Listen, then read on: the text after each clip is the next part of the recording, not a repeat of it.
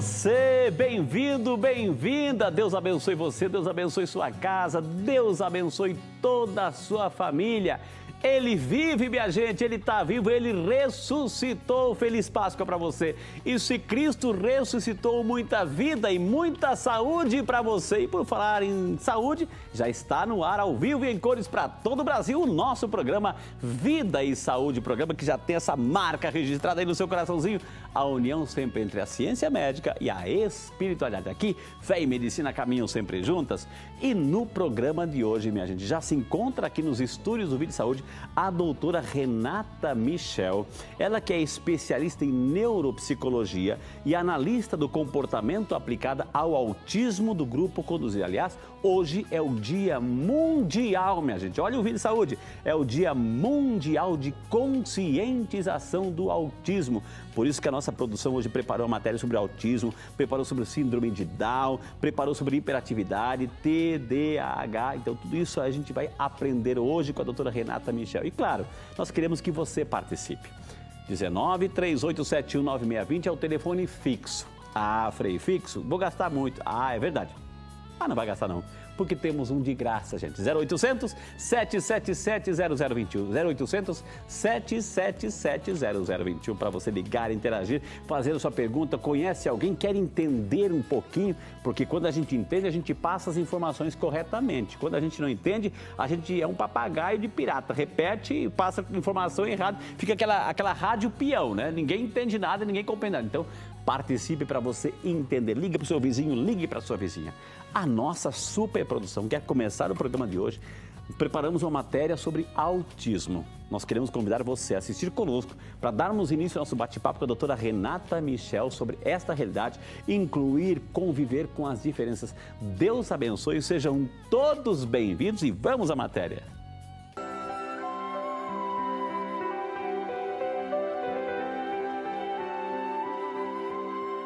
Verônica, Salim e Cláudia têm algo em comum. Ambos são pais de crianças autistas. Eu sou mãe do Victor, né? Hoje ele com 9 anos. Eu descobri quando ele tinha 8 meses para 9 meses, né? Porque ele não interagia comigo, não fixava olhar, ficava deitadinho, quietinho. Não tinha, assim, movimentos que um bebê nessa idade tinha que ter, né? Guilherme nasceu perfeito. Cresceu maravilhoso. Aí com 2 anos e meio, mais ou menos, de idade, ele começou a ter uma certa regressão em algumas coisas, tanto na fala como em movimento, né? Ele chegou a zerar em tudo, motora, tudo, e ficou bastante isolado num canto. Não teve progresso durante, acho que praticamente um ano e meio, ficou estabilizado, estagnado ali mesmo, não saiu daquilo. O Felipe, ele nasceu prematuro, com 870 gramas, né? Eu tive pré-eclâmpsia, né? E faltou oxigênio no cérebro dele. Com 2 anos e meio que eu comecei a perceber o comportamento dele. Ele olhava muito para brilho, ele rodava a roda do carrinho, ele brincava com tampa de panela e ficava rodando e ali olhando aquele brilho, né? E eu percebia que ele tinha aquela ausência também. Você chamava ele, ele não olhava, ele nunca brincou daquela brincadeira, achou, sumiu, sabe?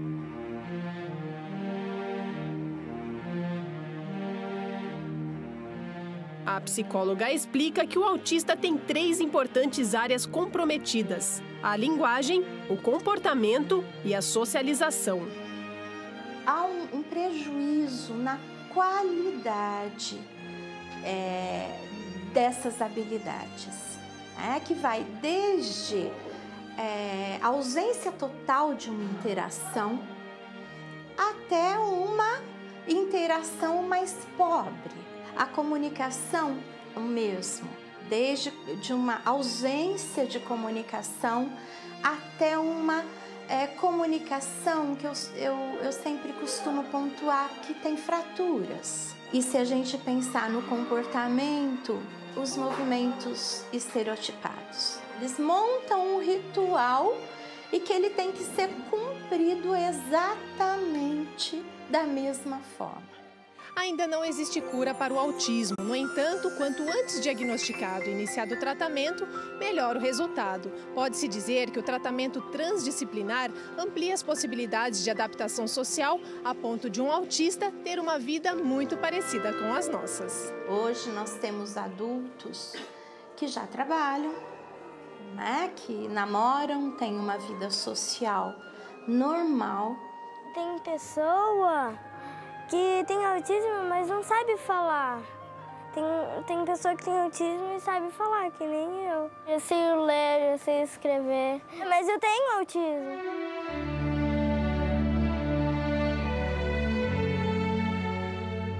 O tratamento transdisciplinar é realizado por uma equipe integrada que trata várias áreas importantes. E com esse trabalho, as crianças passam a interagir mais com os pais e com os brinquedos. Até esses dias eu quase assim, fiquei muito emocionada de ver. Não sei se eu vou conseguir falar. Mas ele pegar um carrinho e brincar com uma criança de 2, 3 anos que faz isso naturalmente. Entendeu? E é coisas que ele aprendeu aqui. Para quem chegou a zerar, hoje ele está brincando, hoje ele interage, hoje ele olha no meu olho, olha no olho da mãe, ele dá um abraço, que isso não tem preço, né? Hoje está falando bastante coisinha, falta muitas coisas, mas é tudo devagar, no tempo dele, né?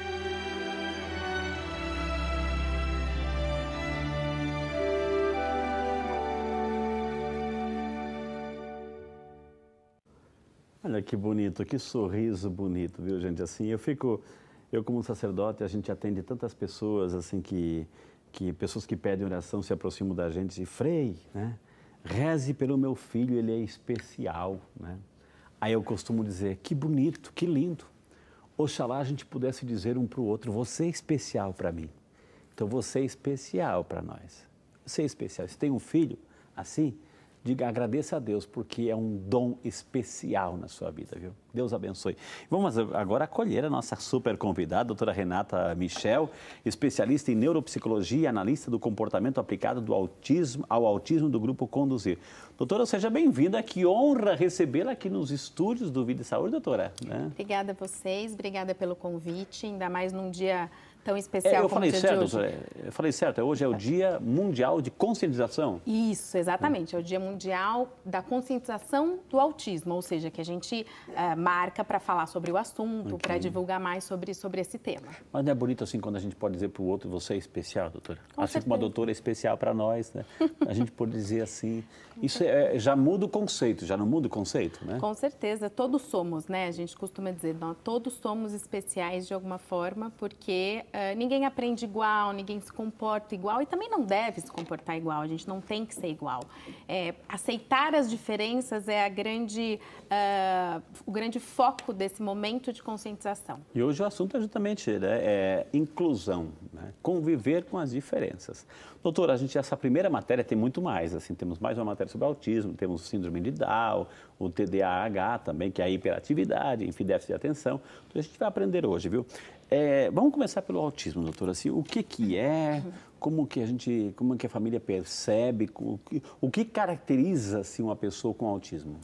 Então, o autismo, ele é um transtorno do desenvolvimento, que a gente chama, né? Por quê? Porque ele é um transtorno que ele vai apresentar as características dele, como bem disse a psicóloga durante a reportagem, que é o déficit na comunicação, na interação social, né, as questões dos movimentos estereotipados, a alteração sensorial, que tudo isso está definido no DSM-5, que é o Manual Diagnóstico. Mas a criança, o indivíduo, vai apresentar isso durante o desenvolvimento. Entendi. Então, aí existem muitas pesquisas já que colocam bebês para a gente conseguir detectar alguns traços de autismo. Isso já é possível, tá? Então, normalmente, a gente investiga bebês aí que sejam irmãos de autistas, por exemplo, ou seja, que já tem uma probabilidade maior, 20% a mais de chance de ter autismo. Ou seja, pode ser um fator hereditário. É hereditário, é genético hereditário. Olha, isso é pacífico na ciência, é genético hereditário. Mas, enfim, então os bebês já podem apresentar alguns traços, sim, e apresentam, né? Mas é um transtorno do desenvolvimento de modo que, quando a criança tem, por exemplo, principalmente, né, que falar, né, ela não fala, ou ela demora muito a falar, ou doutora, ela tem eu vou fazer déficit. todas as perguntas que estão vindo aqui, doutora. Fique à vontade. Ou seja, a criança já nasce autista ou ela vai se desenvolvendo lá na frente, doutora, assim? A criança sempre nasce autista. Ninguém adquire autismo. No decorrer da vida? Não existe. Não existe cura também, tampouco. Então, se realmente o indivíduo é autista, ele nasceu autista, já nasceu autista. É inato. E ele é algo lá no cromossomo, sendo. lá na combinação lá? Exatamente, é uma combinação, né? Não é um gene que é responsável, como, por exemplo, a gente vai falar da síndrome de Down, que é um cromossomo específico. O autismo não, o autismo é uma combinação, mas é inato. A criança nasce, o indivíduo nasce autista. Agora, doutora, assim, a senhora falou de comparação dos irmãozinhos, etc. Como é que um pai, a partir de que idade, a partir de que tempo, a partir de que mês, né, eu posso mensurar, que o pai começa a perceber... Né? Porque uma pessoa com síndrome de Down já aparecem os traços físicos, né, doutora? A gente vai falar daqui um pouquinho. Mas o autista, como é que o pai começa a perceber, a mãe começa a perceber que está dando de mamar, a amamentação ali, começa a perceber que tem alguma coisa ali diferente, doutora? Essa é uma pergunta muito importante, Frei, porque os pais, principalmente aqueles pais que não têm outros filhos, eles às vezes não têm como comparar, né? Então, assim, um bebê que não faça muito contato visual, que a mãe, por exemplo, coloque o brinquedo próximo à visão dele e leve para um outro ponto, né? Então, isso que a gente chama ele ignora, ele não segue, ele não tem esse scanning que a gente chama, que é o de seguir às vezes. Lógico que isso que eu estou dizendo não é uma regra para todos, né? Claro. Mas um bebê que apresente esse traço de não olhar muito no olho da mãe na hora da amamentação, não seguir os estímulos com os olhos, já é um bebê, não sorrir muito, né? Ele já é um bebê que você precisa ficar atento. Não significa, obviamente, de maneira alguma diagnosticar um bebê, porque ele é muito pequenininho, mas ficar atento. Né? Ele vai se desenvolvendo, então a mamãe chama, porque geralmente você olha aqui, para a foto, olha aqui, então a pessoa está olhando e não dá atenção, está olhando para o outro lado, está isso, aquilo. Exatamente. Já é um sinalzinho, doutora. É um sinal. Não é regra, mas é um sinalzinho. É um sinal. E isso, por exemplo, uma criança de 8 meses, 9 meses está vendo televisão, a mãe chama normalmente, um bebê típico, ele tem essa capacidade de desviar o olhar para a mãe e voltar. Onde está o som, né? Onde está o som. Isso, então, sei lá, chamou Pedro, vamos pôr o nome da criança. Ele olha e depois ele volta a olhar para a TV. A criança autista, dificilmente ela vai ter esse compartilhamento da atenção. Né? E mesmo que se faça, digamos assim, o papai e a mamãe gostam de fazer cosquinha ali, etc, para despertar o sorrisinho, o autista não vai interagir muito assim, doutora? Costuma não. Tá, como eu disse, nada é regra, a gente monitora muito no Conduzir, né, no grupo Conduzir, as filmagens das nossas crianças. Então, a gente tem histórico de bebês que hoje são crianças de 4, 5 anos e até tinham uma atenção compartilhada. Por quê? Por volta de 1 ano de idade, quando acontece a poda neuronal, as crianças autistas, o indivíduo autista, ele tem uma perda de habilidades. Tá? Então, pode acontecer até da criança ter algumas dessas habilidades que a gente está discutindo e perder. Mas uma criança que já desde o início não apresente, ela já seria uma criança que você já tem que prestar bem mais atenção do que qualquer outra.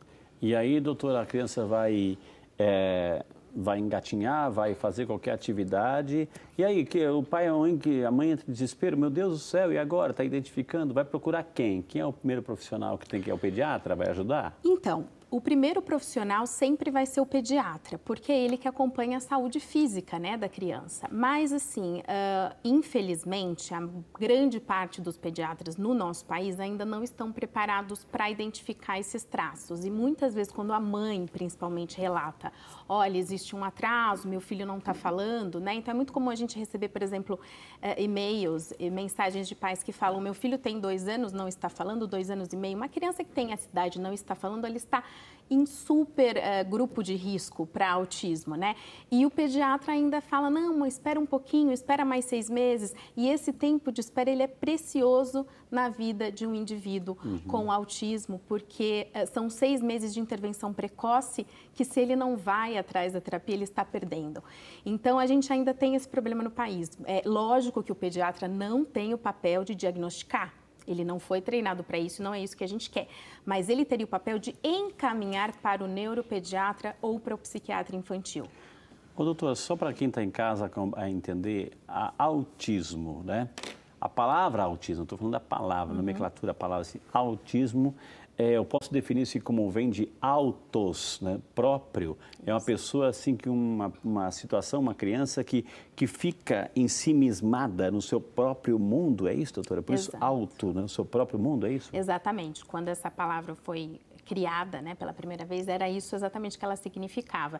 E a gente ainda vê muitos autistas tendo esse comportamento mesmo, como eu disse, de você chamar pelo nome ou de ter uma criança brincando ao lado e ele estar literalmente no mundo dele, fechado. Que é diferente, né, do egoísta. O egoísta também está no mundo dele, né? Acho que o ego é o central, mas não tem nada a ver com o tema de hoje, viu? Não tem nada a ver, exatamente. O egoísmo é pecado. Isso aí é uma situação que a gente tem que acolher, conviver, compreender e amar, acima de tudo, né? Exato. O egoísta não sabe amar o outro além de si mesmo. É diferente. É, porque a gente parte do princípio de que o egoísta ele sabe a necessidade do outro, mas está ignorando de alguma forma. Aqui a gente precisa ensinar a criança a ler o outro. Porque o autismo é um transtorno com uma dificuldade amplamente social. Ok, a criança está ali, doutora, está crescendo, né? Está se desenvolvendo, está virando um menininho, etc., uma menininha, etc. E aí, ela, nesse processo de desenvolvimento, como é que é o processo de aprendizado dela? Assim, é mais lento? É diferente? Como é que é? Vai depender muito, Frei, do grau de autismo que esse indivíduo tiver. Então, o autismo é um espectro. Então, a gente tem graus muito diferentes também, como a psicóloga mencionou na reportagem. Então, a gente tem desde aquela criança que não fala, por exemplo, tá? Então, não tem aquisição da fala.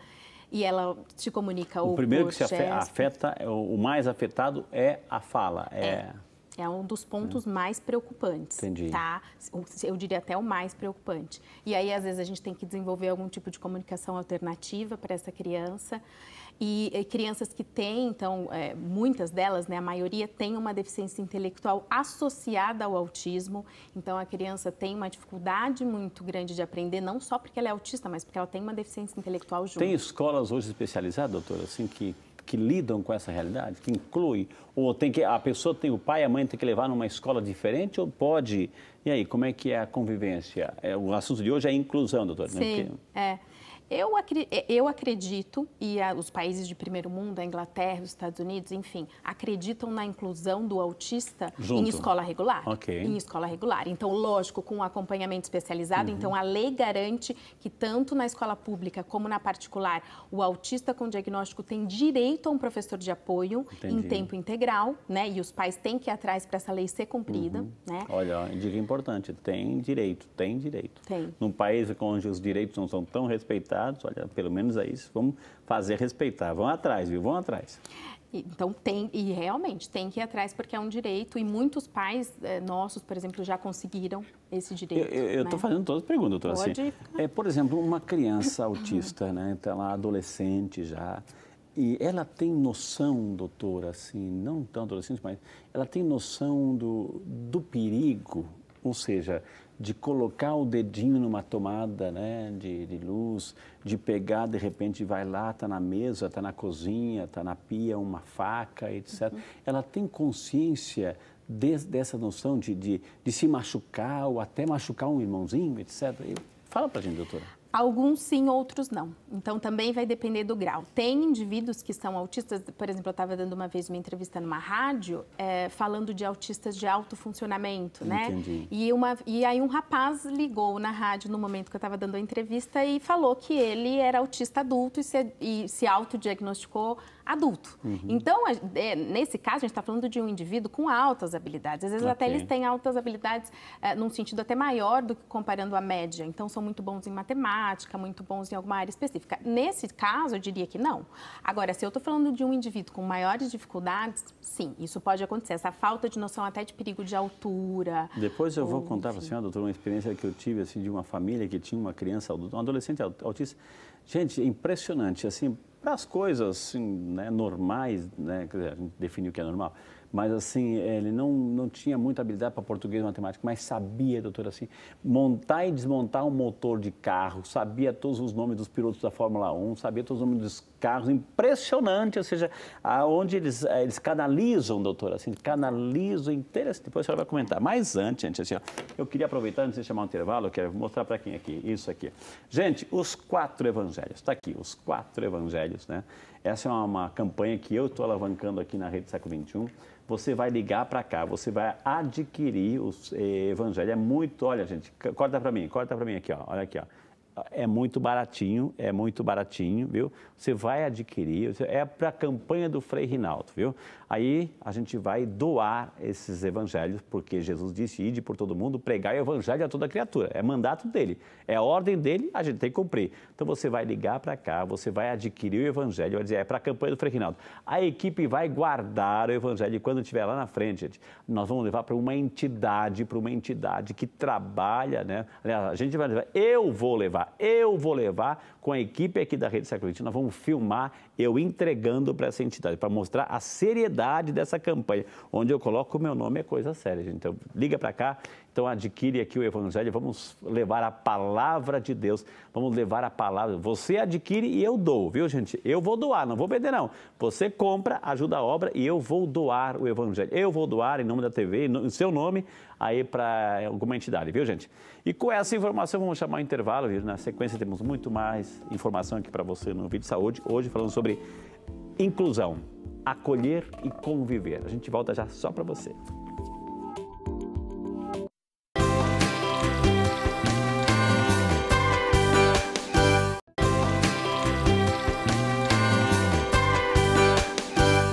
E já estamos de volta ao vivo e em cores. Obrigado pelo seu carinho, por sua sintonia, por sua audiência. Hoje falando sobre inclusão, acolher, conviver. Estamos recebendo aqui a doutora Renata Michel, especialista em neuropsicologia e analista do comportamento aplicado ao autismo do grupo Conduzir. Aceitou nosso convite, está falando sobre essa realidade, como conviver, viver com as diferenças, viu, gente? Para Deus ninguém é descartado, não, viu, gente? Para Deus ninguém é descartado, todo mundo é especial para Deus. Oxalá pudéssemos também dizer isso um para o outro, viu?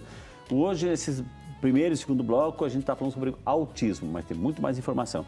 Doutora, eu terminei o bloco passado falando de uma situação de um adolescente, né, assim, que autista. Interessante, ele era muito metódico, doutor, muito metódico, assim, o autista tem essa característica de ser metódico, assim, regrado, é isso, né? Isso, ele tem essa tendência a um comportamento rígido, às vezes até obsessivo, E aí esse menino, doutora, ele sabia todas as escuderias dos pilotos da Fórmula 1, o tipo de carro, o desenho dos carros, ou seja, ele tinha esse foco. A pergunta é, lá na frente ele pode ser um grande piloto, pode ser um grande mecânico, ou esse foco também é movimentando, lá na frente ele vai ter outro foco para outra coisa? Vai depender muito das capacidades intelectuais desse indivíduo. Então, e não só disso, tá? Quando a gente fala em prognóstico de um indivíduo autista, a gente está falando em basicamente 3 fatores. O primeiro, lógico, as condições intelectuais. Então, como eu disse, se ele tiver só autismo, mas não tiver uma condição de deficiência intelectual associada, a gente está falando de uma criança que pode sim aprender e aprender muito. Olha tá? só. Mas também não só isso. Então, a questão da intelectual, se ele tiver a terapia correta, na idade correta, e para isso a gente precisa de um diagnóstico correto, precoce, que é o que a gente estava falando antes, né? Então, hoje, a terapia que é indicada pela Organização Mundial de Saúde, reconhecida como a terapia que tem mesmo uma melhora para o quadro, é a terapia ABA, que é a terapia comportamental, né? E se ele tiver a terapia correta, na idade correta, porque também muitas vezes, ele está com a terapia correta, mas ele foi diagnosticado aos 7, aos 8 anos. Isso tudo prejudica, né? Então, pensando sempre no ideal, seria a terapia correta, na idade correta, e uma criança que tenha uma deficiência intelectual ou muito leve ou que não tenha. Grande parte dos autistas tem. Bom, doutora Renata, e o que dizer, digamos assim, a família, de repente, assim, por uma questão de tabus, de preconceitos, começa a negar, começa a esconder a criança, começa a esconder o seu filho, fica dentro de casa, não sai muito, a família não sai para não levar a criança junto, etc. Porque existe essa realidade assim? A criança tem que ficar em casa ou tem que mostrar e tem que enfrentar ou tem que buscar ajuda, doutora? Sempre a melhor escolha é o enfrentamento. Lógico que num primeiro momento a família às vezes não vai querer enxergar, né? Ninguém planeja ter um filho com qualquer dificuldade. Né? Então, isso tem, o terapeuta que acolhe essa família num primeiro momento, ele tem que ter essa sensibilidade em saber que não é algo fácil, principalmente se essa criança está com um aninho e meio, 2, é muito pequenininha.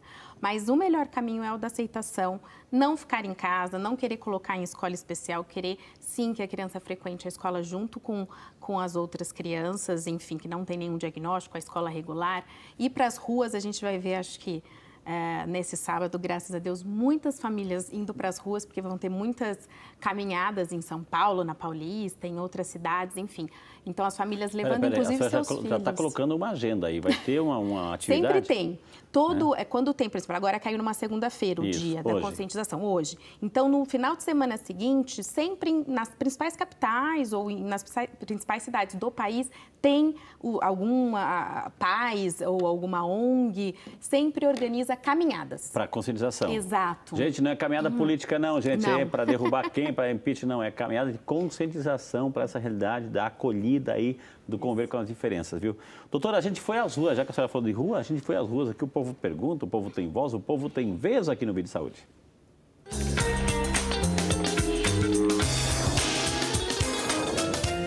Oi, eu me chamo Maria, gostaria de saber por que o autista quer usar sempre a mesma roupa.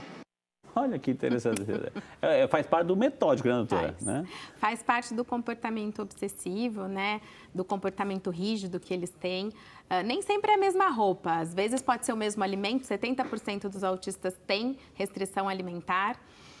Às vezes pode ser que ele queira o mesmo caminho e se o pai muda de caminho para levar na escola, ele chora. Então, ele tem mesmo esse comportamento rígido, né? Alguns mais, outros menos. A criança, né? A criança de colo, etc., né? Reclama e xinga e briga e esperneia, quer bater, etc. O autista também, ou ele é mais calmo, pacato, ou tem esses picos também de reação até, né? Pouco violenta, agressiva, também normal? Eles têm, assim, podem ter. Do ponto de vista comportamental, como que a gente explicaria tanto o comportamento rígido quanto essa questão de ter, por exemplo, que uma pessoa vem e chamaria de uma birra, né? O autista, ele controla pouco o ambiente dele, porque ele entende pouco o ambiente que ele está. Então, do ponto de vista comportamental, a gente mesmo, se você está no seu dia a dia e, de repente, você tinha um compromisso importante e alguém muda a sua agenda, a gente fica nervoso também. Só que a gente tem repertório para lidar com isso, né? Para, de alguma maneira, prever, às vezes, que isso vai acontecer, ou, quando não acontece, fazer alguma coisa no lugar. O autista, ele não tem isso, a menos que ele seja ensinado. Se ele for ensinado, ele pode aprender. Okay. Então, essa rigidez que ela perguntou, é muito comum que eles tenham e, por exemplo, durante a terapia isso vai amenizando. Entendi. Tá? Isso gente, pode ser aprendido. Você tem aí algum autista na sua casa, convive, quer contar um pouquinho da sua história, quer contar como é que é lidar, o que você está aprendendo, né? De repente, assim, não é muito mais ensinar para o autista, acho que o autista está ensinando muito para nós, viu, gente? Vamos às ruas, o povo tem voz, o povo tem vez aqui no Vídeo de Saúde.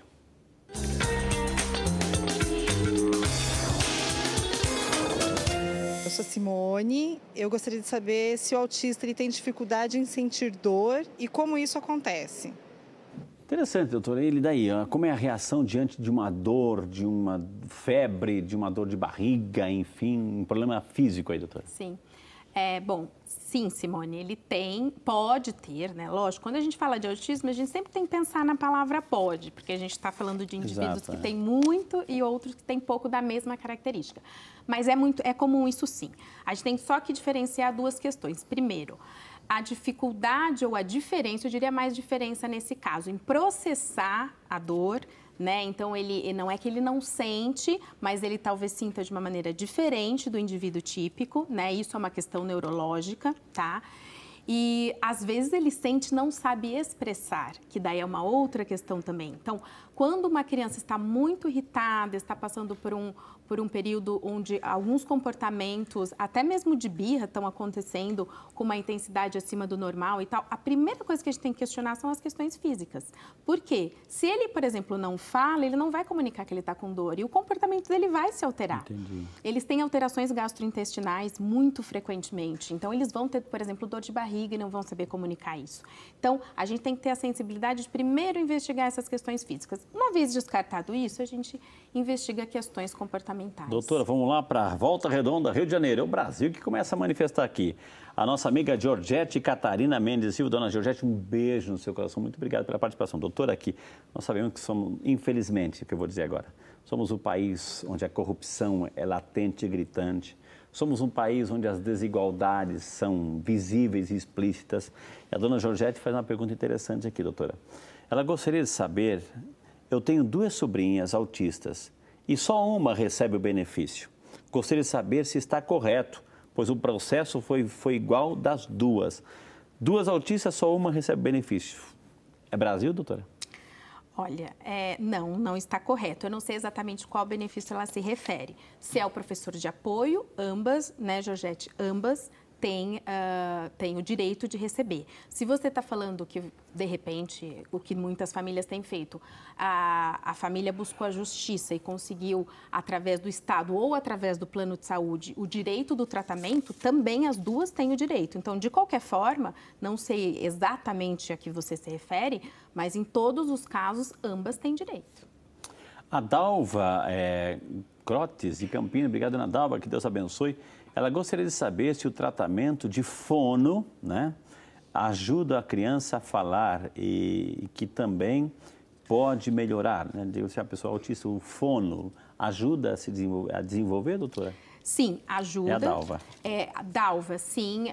A gente sempre tem que pensar também, como bem disse a psicóloga na reportagem, de um tratamento multiprofissional, tá? Então, a gente está falando, lógico, da terapia ABA, da intervenção em ABA, que é a análise do comportamento aplicada. A gente está falando da fonoterapia, né, da terapia do fonoaudiólogo. E aí, se a criança tiver alguma questão específica da parte motora, é importante que esse profissional tenha algum tipo de especialização em apraxia ou alguma outra condição. E também da terapia ocupacional, com a parte da integração sensorial, que vai fazer essa parte do que você falou, da dor, do não sentir a dor, ou a restrição alimentar, essas Conforme, questões. doutor, o grau de autismo, né, conforme o grau de autismo, a pessoa, por exemplo, assim, ela pode entrar no mercado de trabalho, não?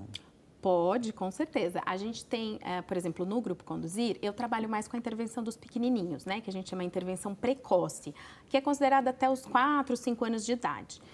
Mas a gente tem crianças que começam a terapia com 1 ano e meio, 2, super pequenininhos, o que seria o ideal, né? Mas a gente tem um grupo de adolescentes e adultos, que não sou eu quem trabalha, é outra supervisora, Marina Ramos, que ela trabalha exatamente com esse tipo de demanda, Frei. Então, veio um adolescente ou um adulto, às vezes, né, 22, 23 anos, está com uma demanda específica, quer tirar carta de motorista, quer entrar na faculdade. Então, sim, também existe a terapia para isso. A dona Dalva perguntou, para tentar lembrar nomes de autistas famosos que trabalham, né? Ou seja, lembrar de nomes aqui é complicado. Mas existe, conforme o grau de autismo, a pessoa entra normalmente, assim, né, doutora? Né? Inclusive existem alguns, é que sempre é polêmico, né, falar em nomes, mas existem até nomes, assim, da matemática, da ciência, da informática, que são conhecidos como tendo aí um autismo de alto funcionamento, né? Entendi. Vamos às ruas, o povo tem voz, o povo tem vez aqui no Vida e Saúde.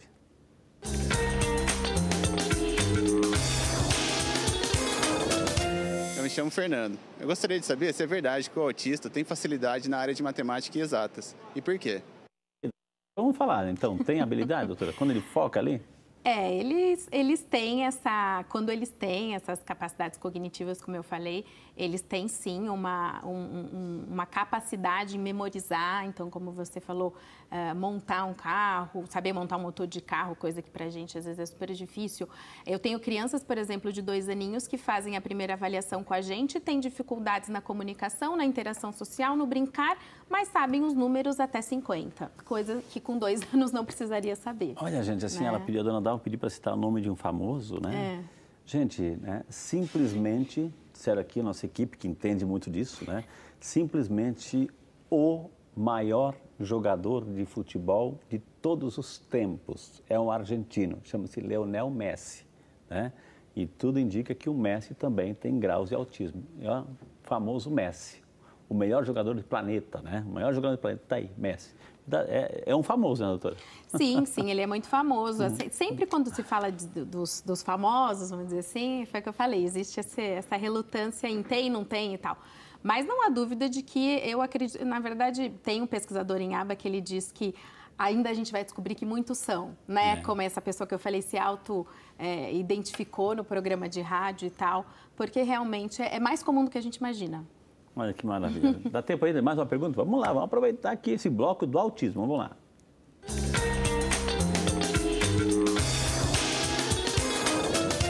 Meu nome é Cássia. Eu gostaria de saber se nós temos que ter medo de autista. Eles são agressivos?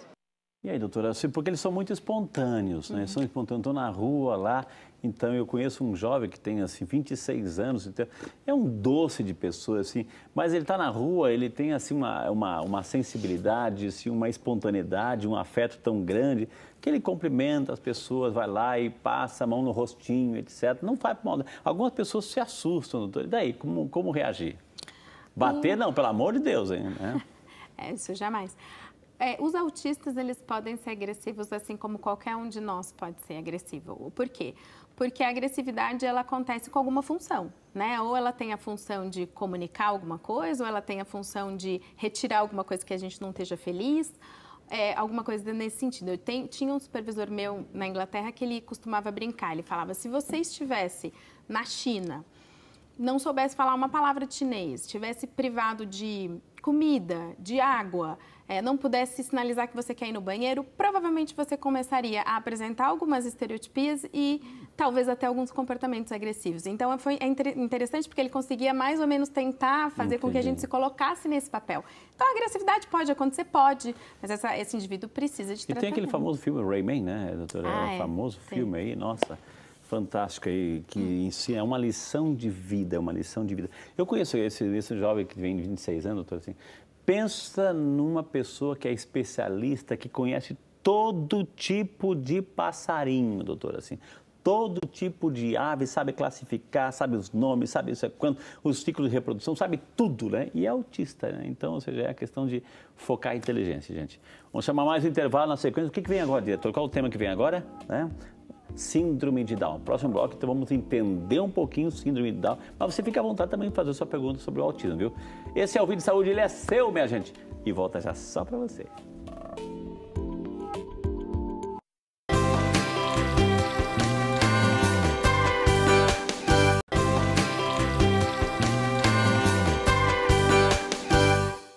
Já de volta ao vivo e em cores, é bom demais estar com você, é bom demais ter você conosco nessa super programação. Estamos ao vivo, minha gente, hoje falando sobre inclusão, conhecer, respeitar, conviver com as diferenças. Conosco a super doutora Renata Michel, ela que é especialista em neuropsicologia, analista do comportamento aplicado ao autismo do grupo Conduzir, viu? Mas eu queria, antes de mais nada, agradecer, sabe quem? A dona Marlene Aparecida Bernardo de Campinas. Dona Marlene, um beijo no seu coração. Sabe o que ela fez, minha gente? Assim, ela ligou para cá, já adquiriu 10 livros, gente. Eu vou mostrar aqui, já adquiriu 10 livros, assim, dessa campanha que a gente está alavancando aqui, graças a Deus. 10 livros ela adquiriu e a gente vai, assim, graças no final da campanha, a gente vai entregar, eu vou entregar para uma entidade, assim, representando a Dona Marlene e você que vai ligar para a gente adquirir também os livros. Vou deixar aqui para, deixar bem aqui, assim, para, deixa eu ver, onde é que eu pego aqui? É bem aqui, corta para mim, aqui, ó, para você não esquecer da campanha, viu, gente? E, aliás, falar em campanha, tem a Revista Brasil Cristão, tá aqui a Revista Brasil Cristão, gente. A Revista Brasil Cristão é para você que é sócio, viu? Para você que é sócio, isso, mostrar para cá. Para você que é sócio, tá mostrando a revista e os 4 evangelhos, bem certinho, assim, ó. A Revista Brasil Cristão, você que é sócio, quer receber na sua casa também, gente, o que a gente pede é que você ligue para cá, se torne sócio também. Eu quero mostrar, claro, eu vou puxar sardinha, né, doutora? Eu vou puxar sardinha, né? Nesse artigo aqui, ó, olha só que lindo artigo, gente, pode mostrar aqui, dá um close aqui, ó.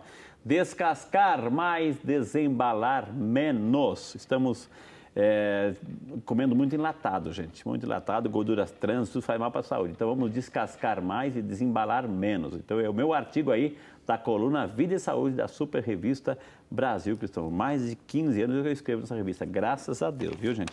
Sempre um artigo novo aqui. Doutora, vamos trabalhar, doutora. A senhora veio aqui para trabalhar, doutora. Vamos lá. Doutora, então vamos lá. Vamos conceituar, então, agora mirando um pouquinho assim na frequência, síndrome de Down, doutora. Aí já os traços físicos são mais característicos. O que é? Na verdade, o autismo, como a gente estava falando antes, nem tem traço físico, né? O autismo não tem, normal, não tem né? nenhum traço físico, tá?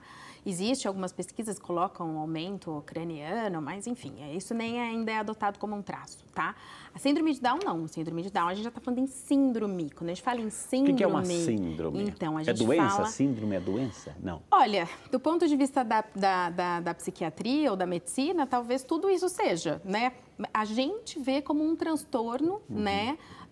E aí a síndrome, a diferença entre, por exemplo, a síndrome e o autismo, a síndrome de Down ou qualquer outra síndrome e o autismo, é que nas síndromes a gente tem um cromossomo que foi mapeado, que é responsável pelaquela síndrome. Então, no caso da síndrome de Down, a gente sabe que é a trissomia do cromossomo 21, ponto. Nós temos 23. 23, o parzinho de 23, isso. Né? Lembrando da biologia lá. 23, ou seja, no 21... Teve ali uma alteraçãozinha, doutora? A gente tem mais de 1000 síndromes. Essa é uma alteração. Então, às vezes é um cromossomo a mais, a menos, uma fração ali que ficou para trás do cromossomo. Então, tem várias anomalias. Então, é genético também. 100% genético, né? É genético no sentido de que é na hora que faz que esse novo indivíduo está sendo gerado, né, no momento da meiose, também para lembrar da biologia, que vai se ter essa trissomia, né, a anomalia cromossômica.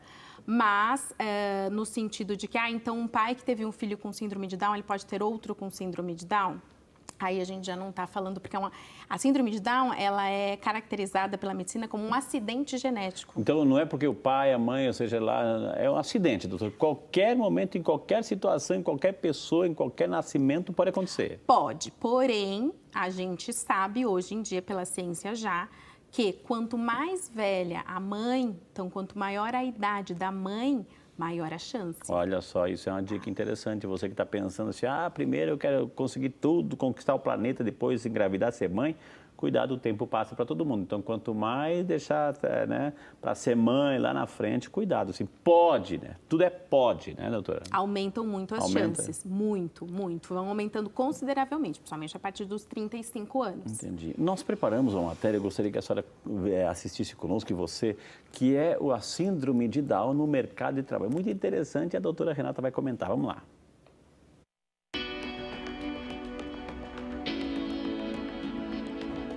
Entre as estantes da biblioteca, Rafael organiza e ajuda a manter o lugar em ordem. Entre um telefonema e outro, Solange anota os recados e auxilia na função de recepcionista de uma instituição. Solange e Rafael têm a síndrome de Down, estão inseridos no mercado de trabalho e adoram o que fazem. Solange Fernandes, tenho 32 anos. Papel, leio. Eu sou funcionista, ligar para pessoa, eu faço um bem. Sou Rafael Nardi, tenho 32 anos, trabalho aqui na biblioteca faz muito tempo. Aqui é muito bom para mim. Aqui aprendi a mexer com código de barras, né? Livros, revistas e fax. Desde 1991, existe a Lei das Cotas, que obriga empresas privadas que tenham um quadro de funcionários superior a 100 pessoas preencherem de 2% a 5% dos cargos com pessoas com deficiência, incluindo pessoas com a síndrome de Down.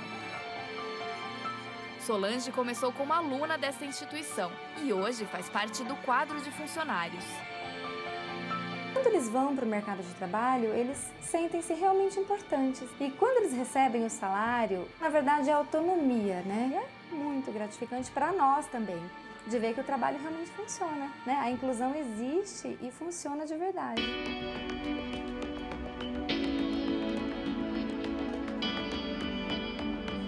Já Rafael foi indicado pelo instituto em que estuda e está há mais de 1 ano como auxiliar na biblioteca desta faculdade em Campinas, no interior de São Paulo. Quando ele veio trabalhar conosco aqui, a gente teve que fazer a adaptação da equipe para receber o Rafael.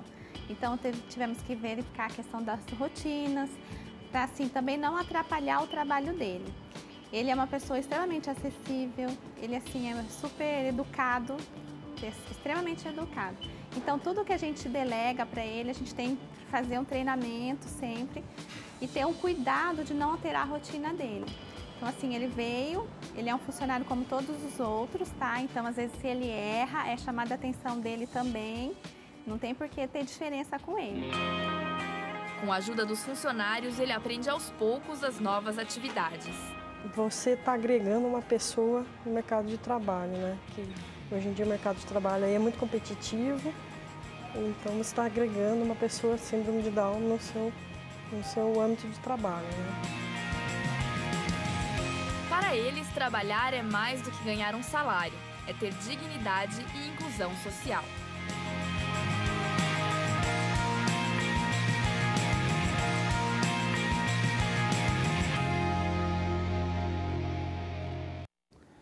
E é bonito, e esse tipo de imagem que a gente quer mostrar para vocês, essa inclusão, oportunidades, reconhecimento, paciência no ensinar, tudo isso demora, claro, mas assim, para que nós estamos nesse mundo se não é para fazer diferença, né, gente?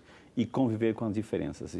Doutora, eu vi ali a palavra, assim, muito cuidado para não alterar a rotina, né? A rotina. Também são metódicos? Como é que é, doutora? Não como da maneira como eu falei do autista, né? Mas eles têm sim também uma aderência por uma razão comportamental parecida. Então também é mais difícil para eles, às vezes, preverem ou saberem como se comportar diante de uma mudança. Então essa rotina também faz parte de algo que é importante. Tá, né? Vamos entender um pouquinho, doutora. Assim, ok, lá no cromossomo, no parzinho dos cromossomos 21, lá teve digamos, uma alteração, um acidente, né? Assim, agora, aquilo vai afetar o quê? São os traços físicos, vai afetar a inteligência, a coordenação motora, a fala, o que afeta? Então, uma vez que um indivíduo tem uma síndrome, dependendo da síndrome, né, vai afetar uma série de fatores. Então, os fatores físicos, os traços morfológicos que a gente chama, vão acontecer, como é o caso da síndrome de Down, tem os traços físicos, né? Vai ter uma alteração sempre que a gente fala de síndrome, sem exceção, vai ter uma alteração na cognição. Então, são 20% de neurônios a menos. Entendi. Tá? A gente, então, vai ter, sempre que tem síndrome, tem uma deficiência intelectual associada. No caso da síndrome de Down, essa que eu falei. Okay. Mas o que não significa que se você pegar, tem vários estudos já, que pegam crianças com síndromes e com deficiência intelectual e que estimulam desde pequenininho. Então, durante a vida, a gente não reproduz, né, neurônios. Então, você não reproduz, você não aumenta o número. Isso ninguém, nem eles, nem a gente, ninguém. Mas, se você estimular precocemente e se você estimular constantemente, você melhora a qualidade na conexão desses neurônios. Entendi. Então, eles não vão produzir os neurônios para chegar a esses 20% a menos, mas eles podem melhorar as conexões. E isso faz muita diferença e pode fazer como a gente viu, que eu achei extremamente fantástico, sensível, né? Lógico que, como a gente vê a inclusão, não é só o tratamento da criança, não é só o estímulo, não é só a inclusão no mercado de trabalho, que provavelmente, como eles falaram, foi feito por uma instituição, enfim. Mas também o fato daquele local de trabalho aceitar e também se adaptar. Se adaptar, exato, essa é a palavra, se adaptar. Porque ela falou uma palavra que, para mim, é fundamental no estudo que a gente está conversando hoje, dignidade, né? Exato, né? Porque o que todo mundo quer é se sentir útil, é se sentir digno, se sentir E não tratar bem. o outro como inferior, né, doutor, incapacitado. Não se trata disso, né? Se trata de incluir, de respeitar, de ver que é diferente, né? E precisa desse trato diferenciado, né? Porque a base de tudo, minha gente, o que é? É o amor. Quem não quer ser amado? Quem não quer ser amada, quem não gosta de ser respeitado. Então, essa é a base. Quando você tem isso, é por isso que a espiritualidade, nesse momento, é fundamental, né? Porque o que faz uma pessoa que cultiva a espiritualidade? Ele olha o outro, né, com o olhar de Jesus. Ele olha o outro com o olhar santo, né? E quando a gente olha o outro com o olhar de Deus, o olhar de Jesus, a gente não mata, a gente não rouba, a gente não mente, a gente não tira a vida, a gente não se corrompe, né? A gente não se corrompe. Então, acho que é uma questão de mentalidade, né? Acho que a alma pura, né? A alma pura, acho que essas pessoas nos ensinam muito, por isso que são especiais, viu? Mas a gente viu ali também quando tem que chamar atenção, eu chamo atenção, eu não vou tratar diferente não, claro, né? Entendeu? Entendendo, né, Exato, como ela né? mesma entende os comportamentos, mas eu achei perfeito isso também, por isso que eu sou também muito a favor de escola regular, de uma vida, tem que sair, os pais têm que sair de casa, tem que continuar indo no cinema, tem que continuar... você é a favor, Renata, de ter sessão de cinema especial para criança autista, para crianças especiais? Sim, acho que é interessante, mas eu acho que essas crianças têm que ir em qualquer sessão de cinema, têm que participar de qualquer atividade social, né? Então, isso é inclusão, é você saber que isso existe, né? Que precisa estar. E se você tiver um coleguinha, se seu filho tiver um coleguinha com síndrome de Down, com autismo, a chance dele ser um adulto consciente disso é muito maior, né? Aqui, doutora, agora eu posso misturar síndrome de Down, autismo aqui, doutora? Porque as pessoas estão perguntando, você que está chegando agora, seja bem-vindo. Hoje o assunto é inclusão, vivendo com as diferenças. Já falamos sobre autismo, agora estamos falando sobre síndrome de Down, vamos falar sobre TDAH, que é a hiperatividade, déficit de atenção. Tudo isso com essa super especialista aqui, doutora Renata Michel. Bem-vindo, viu? Participe. Doutora Marisa Pazenato Palaro de Valinhos, obrigado, Ana Marisa, um beijo no seu coraçãozinho, viu? Ela gostaria de saber, se eu chegar em algum lugar, tem um autista, como devo proceder para conversar com ele ou me aproximar? Gostaria de salientar que ela tem um carinho e amor muito grande por pessoas especiais. Parabéns, Irineu, isso é amor no coração, viu? Daí, doutora, a pessoa chega num lugar, tem lá um autista, como proceder, como conversar, como se aproximar dessa pessoa? É a nossa amiga Marisa. Marisa, eu acho que é um pouco difícil responder a sua pergunta, porque é quase tão difícil quanto se a gente pensasse estar em qualquer lugar e saber qual assunto começar com uma pessoa que a gente não conhece. É mais ou menos tão difícil quanto. Por quê?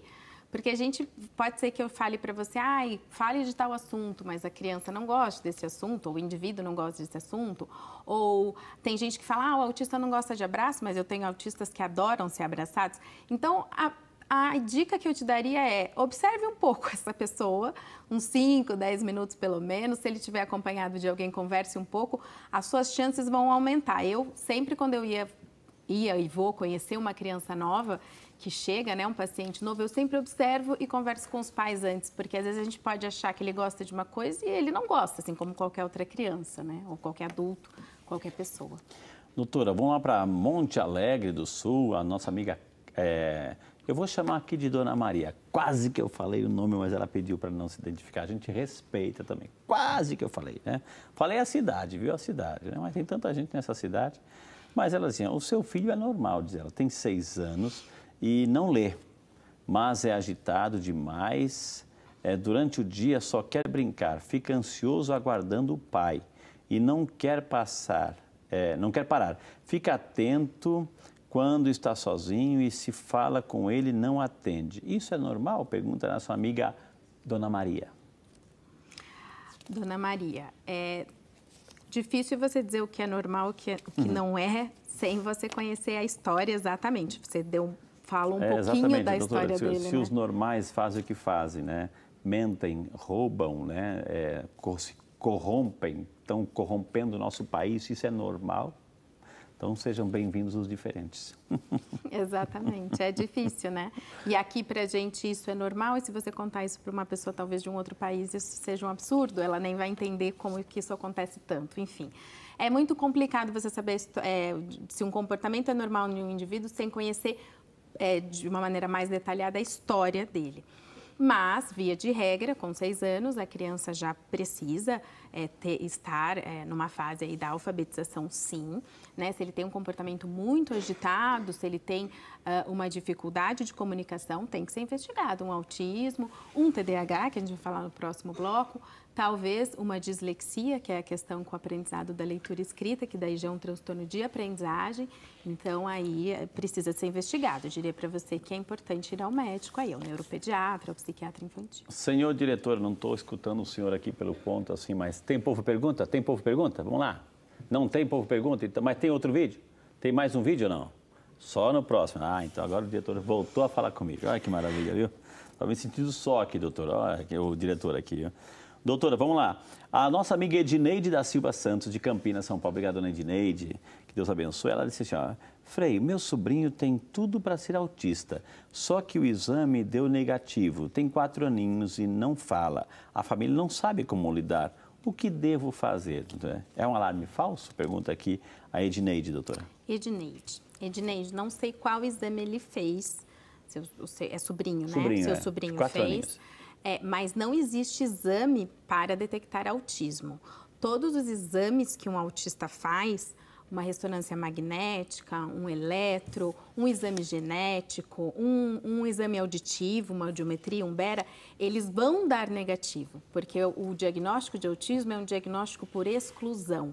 Ou seja, você faz todos os exames. Se a criança não tem nenhuma síndrome... Vai descartando isso, exatamente, não tem nenhuma deficiência auditiva, que também dá Se fala, responde, opa, né? Então já... Então, o normal do autista é não ter dado nada alterado, tá? Então, não existe um exame que detecte. E para terminar esse bloco, doutora, a Maria de Fátima Alves, de Paulínia, São Paulo. Obrigado, dona Maria de Fátima. Um autista, rapidinho, doutora, ele pode ter depressão?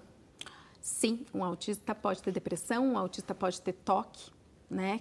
Ele pode ter, outros transtornos psiquiátricos associados, inclusive na adolescência, que é o que a gente chama de comorbidade psiquiátrica, quando existe mais de um. Inclusive, existem crianças que têm alguma síndrome e têm autismo, só que daí o autismo é um diagnóstico secundário. Então, pode ter depressão e é comum o autista que não é tratado ter depressão na adolescência. Então, tratar, não negar. Vamos chamar mais um intervalo na sequência. Temos muito mais informações aqui para você no Vídeo Saúde. O programa está bom demais. Incluir, conviver com as diferenças é o tema de hoje. A gente volta só para você, não sai daí.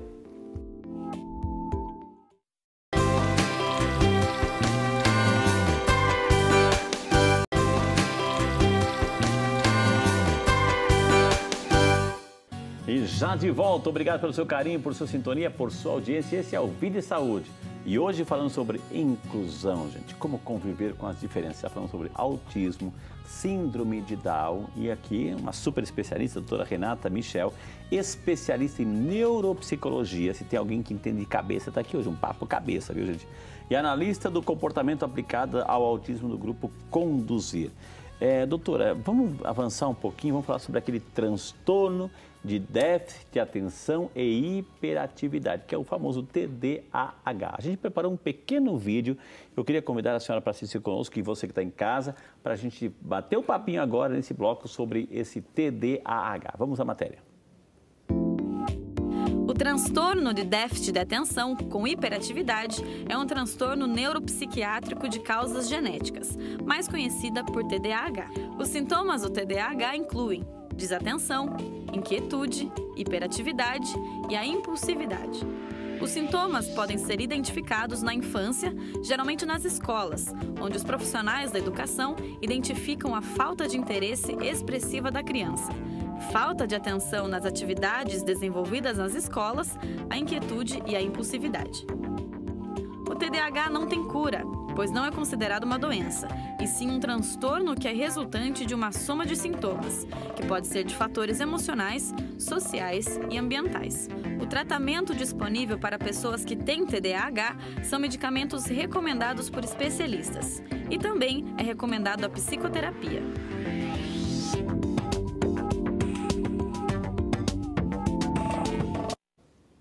Muito bem, doutora. A matéria é rapidinho, só para a gente conversar sobre... Então, doutora, a gente viu ali características como ansiedade, hiperatividade, falta de atenção, etc. Então, vamos lá, entendendo essa dinâmica aí, doutora. Então, o TDAH, né, a gente chama hoje, pode ser que um indivíduo tenha mais da hiperatividade e não tenha o déficit de atenção, ou ele pode ter o déficit de atenção e não ter a hiperatividade, ou pode ser combinado, ou seja, o indivíduo apresentar os dois. A hiperatividade sozinha é mais comum em meninos e a desatenção, a falta de atenção sozinha é mais comum em meninas, tá? Então, isso a gente já sabe. Como bem disse na reportagem, é um transtorno também genético, de causas genéticas, e assim como o autismo, Frei, ele não é causado por um gene específico, como a gente estava explicando que as síndromes são, né? Ele é causado por uma combinação de genes, tá? Então, não existe um gene específico que cause o TDAH, assim como também não existe um gene específico que sozinho cause o autismo. Só para a gente entender, eu posso voltar um pouquinho da síndrome, doutora? Claro. Assim, um certo momento, a senhora se explicando assim, para entender, as síndromes de origem psiquiatra, né? Entendeu? Ali, de origem genética, que aí pode apresentar esse déficit de 20% da capacidade intelectual, né? Dessa origem, por exemplo, uma síndrome de pânico não tem nada a ver. Né? Exato. Por exemplo, ainda existe na CID, né, que é o manual que os médicos usam para diagnosticar no Brasil, na CID-10, o nome da síndrome de Asperger, ou Asperger, enfim, que seria o autista de alto funcionamento. Não, essa síndrome não tem nada a ver. Na verdade, nem deveria se chamar síndrome. Entendi. Síndrome do pânico também é um nome que se dá para um transtorno de ansiedade, que qualquer um pode ter. Um trauma, um acidente, um assalto, aí desenvolve, desencadeia alguma... foi circunstancial, né, doutora? Exatamente. Qualquer um pode ter a qualquer momento. Não tem nada a ver com pode ser causa tratado e genética. desaparecer. Sim, completamente. Muito bem, só para esclarecer aqui. Doutora, aqui, vamos lá para Chopinzinho, no Paraná. Quem representa a cidade é a Nilda Petruna Dias, né? Obrigado, dona Nilda, Deus abençoe a senhora, viu? O meu neto tem hiperatividade. Ele tem um forte problema de se comportar nos ambientes, tanto na escola, casa, festa, hospital, etc. Ele tem 12 anos. Haveria alguma coisa que a família poderia fazer para ajudá-lo? Pergunta aí nossa amiga Nilda, doutora, sobre o netinho dela. Sim, dona Nilda, acredito que a terapia comportamental, e se ele precisar, se ele tiver realmente algum déficit na escola, uma adaptação por parte de uma psicopedagoga seria importante para que ele conseguisse estar adaptado nesse ambiente, que com certeza, pelo que você falou, já tem aí uma série de demandas até pela idade dele e que ele talvez não esteja acompanhando e isso aumenta o desinteresse dele e aumenta o déficit de atenção, né? Então, só o que as pessoas têm que saber é o seguinte, se o indivíduo tem TDAH, ele tem um transtorno, tá? Ele tem um transtorno que precisa ser tratado e como bem diz também na reportagem, através muitas vezes de medicação. O que não significa, obviamente, que uma criança possa ter um comportamento hiperativo e isso não ser fruto de um transtorno, por isso que também isso tem que ser investigado, né? Então, a gente tem que diferenciar bem isso, para não achar que tudo é o transtorno ou que o transtorno não existe, porque também tem isso. Hoje, a mudança da nossa sociedade fez com que as crianças, muitas vezes, por exemplo, ficassem sem uma atenção que antigamente elas tinham de uma mãe, de uma avó, de alguém mais presente na vida delas. E isso pode fazer com que uma criança apresente comportamento hiperativo. Mas isso não é problema hoje, doutora. Assim, hoje a criança, imagina, está super acompanhada, tem um celular, tem o tablet, doutora. Assim, imagina se não está acompanhada. A sociedade está caminhando para isso, né, doutora? Exatamente. E o tablet e o celular viraram as babás, né, exatamente. Eletrônicas. Olha as consequências disso tudo. Não que teve que tirar, mas colocar regra e limite. Doutor, então, mas assim, do ponto de vista assim, desse TDAH, é a famosa criança que não para, é a criança que é agitada, é a criança assim que não para quieta, enfim. A gente conhece um monte de criança assim, doutora, assim, criança que quer se agitar, é agitada por natureza, etc., não para quieto, enfim, que todo lugar está mexendo isso aqui. Não é isso o transtorno, né? Isso é normal, é uma criança normal. O que diferencia, doutora, assim? O que o profissional que pode realmente bater o martelo e dizer essa criança tem TDAH é o neuropsicólogo. Então, ele vai fazer uma série de testes neuropsicológicos e ele vai dizer se essa criança tem ou não o transtorno. Por quê? Até uma certa idade, se você pegar uma criança de 2, 3 anos, é absolutamente natural uma hiperatividade, é absolutamente esperado uma hiperatividade, né? Nem seria, na verdade, caracterizado uma hiperatividade. Tem uma energia. Exato. Agora, se você pegar uma mesma energia, vamos dizer assim, para uma criança de 6, 7 anos, que já precisa ter um foco maior, aí talvez isso já indique a presença do transtorno, né?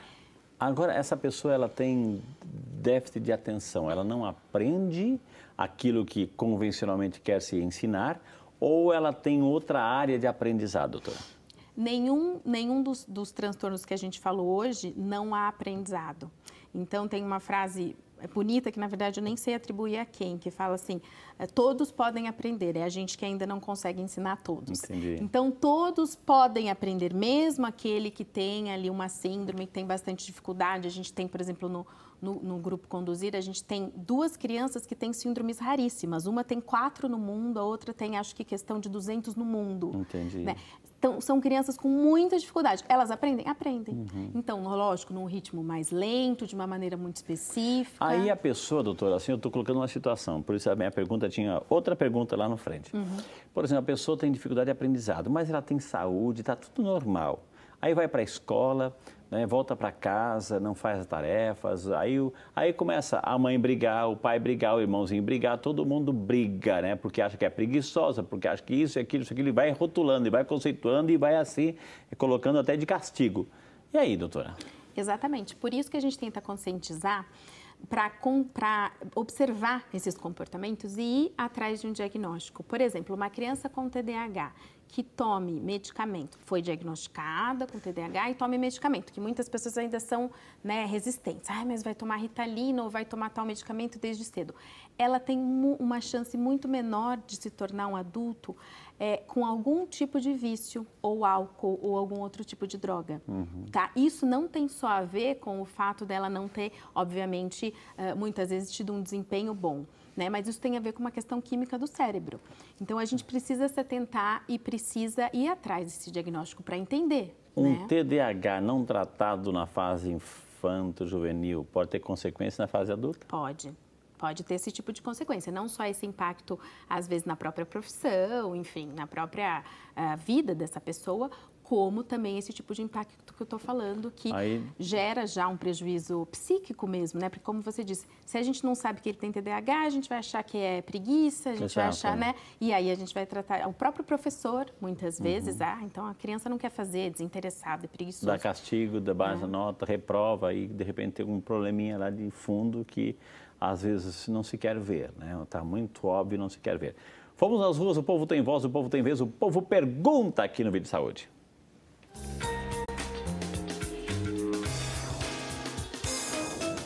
Meu nome é Ângela, eu gostaria de saber se o transtorno de atenção é mais frequente em homens ou em mulheres? Aí, doutora, vamos responder a dona Ângela e a todos que estão interessados em saber da resposta? Então, dona Ângela, o transtorno da atenção, como eu falei, é mais comum em meninas do que em meninos. A hiperatividade é mais comum em meninos. O combinado, também os meninos ganham nessa, é mais comum em meninos. Olha só. Vamos, tá bom as perguntas. O povo quer participar, o povo sabia que a doutora Renata estaria aqui e mandou ver com pergunta. Vamos lá.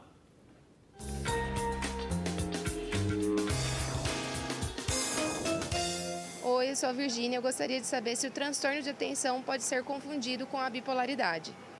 Interessante, doutora. Transtorno de atenção e bipolaridade. Assim, bipolaridade é da euforia à mania, do humor a B, né? E daí, doutora? Olha, ambos são diagnósticos que têm que ser feitos, é evidente, por um profissional, como eu falei, o neuropsicólogo, junto com o psiquiatra, né? Da adolescência, enfim, psiquiatra infantil. Agora, não, acredito que procurando um bom profissional são transtornos bem diferentes, tá? Não excluindo a hipótese de ser bipolar com desatenção. Entendi. Sempre existe a hipótese dessas comorbidades. Pode ser que a pessoa tenha TDAH e seja bipolar, isso pode acontecer, Sim, doutora. eu tenho um paciente que tem, tem uma suspeita de um transtorno bipolar, que é um transtorno de humor, né? E ele tem a hiperatividade. Não é o déficit de atenção, é a hiperatividade, mas tem. Povo nas ruas, pergunta pra gente.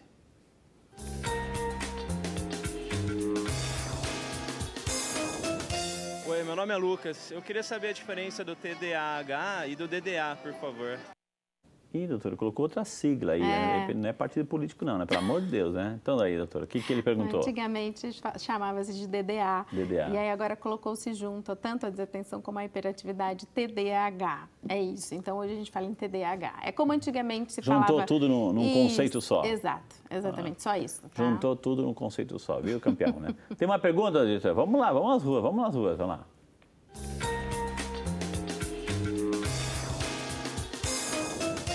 Meu nome é Elisa, eu tenho uma dúvida. Qual é a diferença entre uma criança que tem transtorno de atenção e uma criança ativa?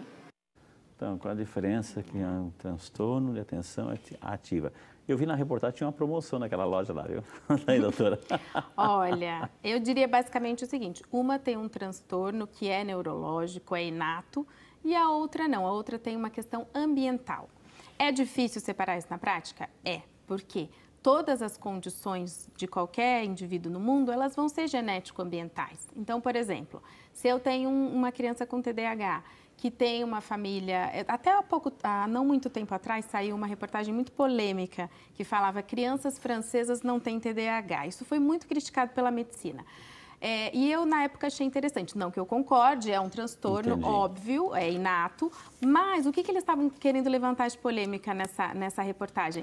Que, tendo em vista uma cultura que obriga a criança a sentar na mesa, obriga a criança a ter uma refeição com os pais, você não vai comer antes porque você tem 4 anos, lógico que a gente não está falando de um bebezinho, mas você vai comer junto, você vai esperar a sua vez. Então, na França se teria menos TDAH do que no resto do mundo. Então, para vocês verem como é difícil às vezes separar a questão genético-ambiental. Mas TDAH existe e é inato e é neurológico. Ô, doutora, eu posso lhe fazer um desafio aqui, doutora, assim, para a senhora pensar, eu vou chamar um intervalo, para a senhora pensar aqui, doutora, assim, talvez indicar alguns filmes, não sei que a senhora lida com isso, indicar alguns filmes para a gente entender, filmes que falam sobre autismo, sobre síndrome de Down e sobre TDAH, de repente assista isso para você entender. No próximo bloco, é claro que temos mais um bloco, mais perguntas e, claro, um momento de oração, eu quero rezar com você e por você. Portanto, nem pense em sair daí, a gente volta já só para você.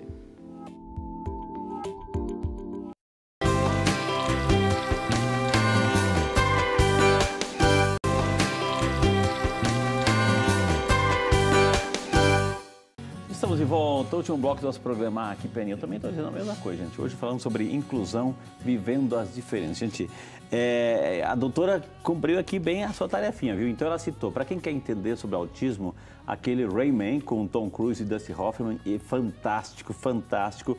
E o outro também, Temple Grandin, que é o nome da pessoa também. Fantástico, digita lá. E tem sobre TDAH o próprio Forrest Gump também, que é o contador de história, que também tem uma dificuldade de aprendizado, que fala, viu? Então, vale a pena a gente entender isso, né? Ô, doutora, a gente está terminando o programa, doutora, assim, temos mais, assim, algumas perguntas chegando aqui, doutora, assim. Tem um neto de 8 anos, ele tem síndrome de Murray, é isso? Crescimento rápido, mas a mentalidade atrasada. Qual o tratamento que deve ser feito? É a Maria Marques de Santiago, no Rio Grande do Sul, doutora. Tratando-se de síndrome, Maria, sempre quem vai indicar, como eu falei, tem mais de 1000 síndromes, né? Então, sempre quem vai indicar o tratamento ideal, nesse caso, é o neuropediatra, tá? Por quê? Existem síndromes que têm algum prejuízo mais físico, então ele vai falar, o fisioterapeuta, nesse caso, é essencial. Tem síndromes que não são, ou que são até interessantes, importante ter o trabalho de fisioterapia, mas só durante os primeiros anos de vida, né? A estimulação cognitiva também sempre vai ser importante, mas aí quem vai falar é sempre o neuropediatra do conjunto de tratamentos que a criança vai precisar. Doutora, aqui, olha aqui, é a Aline Fernandes Almeida, de Nanunque, Minas Gerais. Obrigado, dona Aline. Existe algum componente autoimune do autismo? Eu posso tratar com o protocolo Coimbra, altas doses de vitamina D9, é isso, doutora? B3, D3, enfim? Se a gente fosse mapear, toda semana eu tenho um professor meu da Universidade de São Carlos, doutor Celso, que ele sempre brinca, ele fala assim, por semana criam-se 3 ou 4 tratamentos para autismo, quase nenhum funciona. Então, como ainda é um transtorno a ciência avançou muito, nos próximos 10 anos a gente vai ter ainda mais avanços, mas como ainda é um transtorno com muitas dúvidas, vamos dizer assim, sempre se coloca, né, é vitamina, mas a vacina, já se colocou que a vacina causaria autismo. Não, nada disso é real, tá? Meu filho deve tomar uma vitamina? Tudo bem, se for uma vitamina que não tem efeito colateral e ainda está sob investigação de fazer ou não bem, se não vai fazer mal, tudo bem. Agora, medicações com efeito colateral que não sejam prescritas pelo psiquiatra infantil... Jamais. Em uma palavra, o grupo Conduzir? O Grupo Conduzir é uma missão. Missão, né? É uma missão. Que lida com essa realidade, doutora. Que lida com a aceitação dos pais, que lida com a preocupação dos pais em o que vai acontecer com meu filho depois de mim e que tenta desenvolver essas crianças e desenvolve muito, graças a Deus. Interessante, viu, gente? Olha, eu queria conversar mais, mas televisão também é tempo, a gente tem que dar oportunidade para outros programas. Tá aqui o Padre Rodrigo e vai sair o meu horário, Frei, né? Então tá, daqui um pouquinho vai entrar. Gente, quem quiser entrar em contato, tem um site grupoconduzir.com.br, tem o telefone 19-3238-6305, está na tela para você copiar. Hoje tivemos um prazer, gente, mas foi um prazer de conversar com a doutora Renata Michel, especialista em neuropsicologia e analista do comportamento aplicado do autismo do Grupo Conduzir. Doutora, eu quero imensamente agradecer, quero fazer a entrega aqui da nossa revista Brasil Cristão, que eu escrevo nesse mês, já de mês de abril, doutora, olha que maravilha, saindo do forno. E eu virei gibi, doutora, virei gibi, história em quadrinho. Eu converso com as crianças a importância de cuidar da saúde desde pequenininho, doutora. Assim, para falar a linguagem deles. Muito obrigada a você. Se entrarmos em contato dentro da sua vasta área de conhecimento, a senhora voltaria aqui, doutora? Com certeza, qualquer momento. Gostou do programa? Adorei. Muito obrigada. Gostamos muito da doutora, viu, doutora? Parabéns. Obrigada. E boa missão aí no Grupo Conduzir. Eu vou pedir licença, doutora, que muita gente também pede oração durante o programa, viu? Gente, que aula, gente, que recebemos hoje. Como é bom, assim. Hoje é o Dia Mundial de Conscientização sobre essa realidade do autismo, né? Então, a gente quer agradecer de coração e rezar por todos os médicos, todos os profissionais da área da saúde, hoje muito bem representados aqui pela doutora Renata, e eu quero rezar também por todos os enfermeiros, cirurgiões, enfim, todas aquelas pessoas que lidam com essa realidade, que vêm até aqui no programa, que nos esclarece. Parabéns, muito obrigado de coração por esse sacerdócio aí da medicina. Que Deus abençoe, viu? Quero também agradecer e colocar em oração todas aquelas pessoas que cuidam dos doentes. Eu chamo de anjo da guarda, você que cuida aí no remedinho, na higiene, na presença, tem as suas dificuldades, mas quando tem alguém aí que está precisando de você, você faz questão de esquecer do seu problema para ajudar o semelhante. Isso é dom de Deus. Parabéns de coração, viu? Hoje falamos sobre autismo, falamos sobre síndrome de Down, falamos sobre TDAH. Quantas situações, de repente é aquela situação que você tem, está se tratando, vai passar por alguma cirurgia, está se recuperando de alguma cirurgia, não desanima, faça a sua parte, acredita, reza bastante, estamos aí vivendo essa alegria da Páscoa, que a luz do Cristo ressuscitado ilumine a sua vida, viu? Então, faça a sua parte. Eu sempre costumo dizer aqui no Vídeo de Saúde, Deus faz milagre, gente, sempre faz milagre. Mas jamais vai fazer aquilo que compete a mim, compete a você. Vamos ajudar Deus a fazer, Ele vai fazer a parte dele, mas eu tenho que ajudá-lo. Eu tenho que colaborar com esse projeto, viu, gente? Então, faça a sua parte. E ao lado da imagem de São Peregrino Protetor contra o mal do câncer, eu invoco sobre você, sobre a sua casa, sobre toda a sua família, uma bênção especial. O Senhor esteja convosco, Ele está no meio de nós. E por intercessão da bem-aventurada Virgem Maria, Nossa Mãe, Nossa Senhora, e São Peregrino Protetor contra o mal do câncer, desça sobre você, sua casa, família e amigos, a bênção de Deus Todo-Poderoso, Pai, Filho e Espírito Santo. Amém. Lembre-se, cuide desse corpo. Sabe por quê? Ele é templo vivo do Espírito Santo de Deus. Deus abençoe. Semana que vem, Parkinson é o tema aqui do Vídeo de Saúde. Deus abençoe, até lá. Muita paz.